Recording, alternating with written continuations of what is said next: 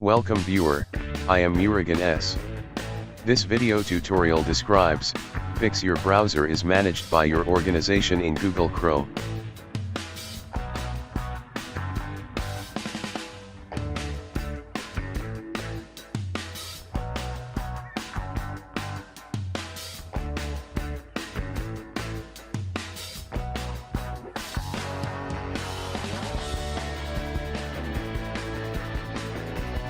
Type Chom Command / flags in browser search bar.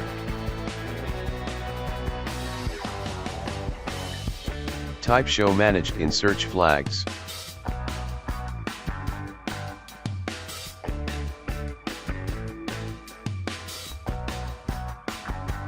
Change value to disabled.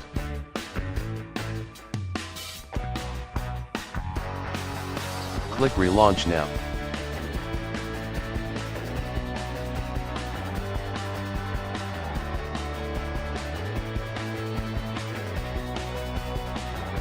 Your browser is managed by your organization is disappeared.